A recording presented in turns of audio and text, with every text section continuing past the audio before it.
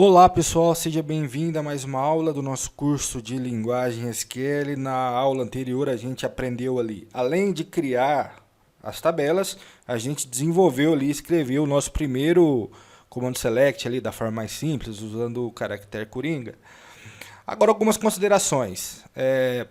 Quando a gente utiliza o caractere Coringa, vou até colocar aqui pra gente, ó, colocar com um comentário aqui, ó. Utilização de caractere Coringa. Aí vou colocar entre aspas aqui, que é o asterisco que a gente está falando, né? Então, deixa eu colocar o nome do script, depois eu coloco o nome do script, não tem problema. Então, utilização do caractere Coringa. Como é que a gente utiliza? A gente vem aqui, select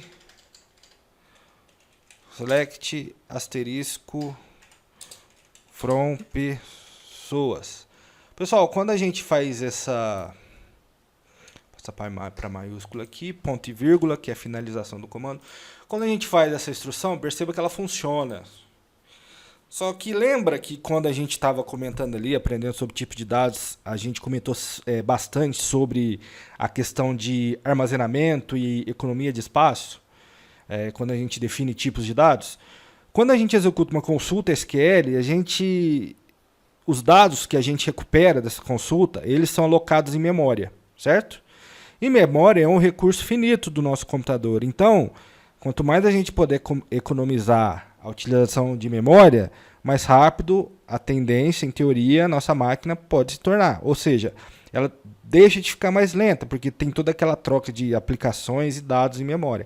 Então, quanto menos memória utilizar, melhor, entendeu? E o que acontece? Quando a gente utiliza aqui, ó, o select asterisco, a gente não filtra, não seleciona as colunas que a gente quer, pode ser, repito, pode ser que a gente traga informações para a memória que a gente não precise naquele momento.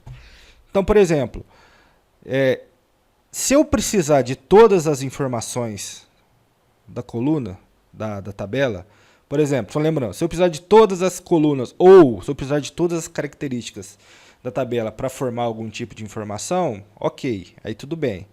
Mas caso eu não precise de todos os valores das colunas, existe uma forma de eu filtrar. Por exemplo, ó, vamos usar um exemplo aqui. Ó. Eu vou colocar um comentário aqui, ó. E a gente precisa saber, eu vou colocar assim, ó. Nós queremos saber qual o nome e o peso das pessoas.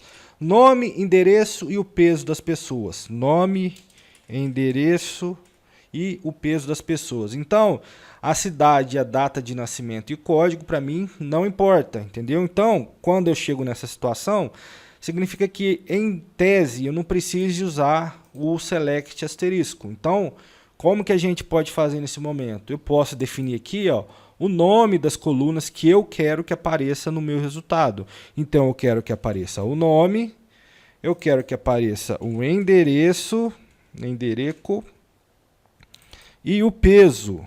Então, eu seleciono as colunas que eu quero que apareça no resultado da minha instrução select. Ok? Então, vamos executar isso daqui para a gente verificar. Olha lá. Perceba que as informações que eu não queria, que são as informações de data de nascimento, código e cidade, elas não apareceram. Aí você vai me perguntar, poxa, mas são tão poucos registros, será que isso atrapalha na memória? Não, nesse caso não, pessoal. Mas imagine uma tabela que há milhões de registros. Então, quando a gente tem milhões de registros numa tabela, quando a gente traz informação que a gente não precisa, a gente pode estar utilizando um espaço considerável na memória. Então, por isso que o conselho que eu dou é sempre faça as consultas SQL dessa forma aqui, ó, utilizando... Essa recomendação não é minha, né, pessoal? Essa recomendação é de todo o pessoal que trabalha com banco de dados. Sempre faça a instrução SQL ou selecionando as colunas que você quer observar ou que você quer ver da nossa tabela. Então sempre faça isso, ok, pessoal? Através disso a gente consegue pegar somente as informações que a gente quer. Então, uma das formas da gente selecionar é a gente olha para a tabela. Se eu quiser, eu posso olhar para a tabela aqui. Então, eu seleciono as colunas que eu quero, de cabeça, evidentemente, e depois eu digito ali na minha instrução SQL. Então, eu posso me orientar por aqui para saber os nomes das colunas que a gente tem e para utilizar aqui na nossa instrução SQL. Ok, pessoal? Então, isso tudo pode parecer uma bobeira, um preciosismo, mas na verdade não é. Isso pode definir se o nosso servidor de banco de dados vai ser um servidor mais rápido ou mais lento. E como a gente está utilizando a metodologia prática aqui, quando a gente trabalha com o servidor de banco de dados, é bem interessante mesmo a gente sempre definir o nome das colunas e mais algumas informações que a gente vai ver mais à frente no nosso curso. Então, esse foi uma das formas que a gente tem de selecionar apenas as colunas que a gente quer de nossa tabela no nosso banco de dados. Então, aguardo você na nossa próxima aula. Até mais!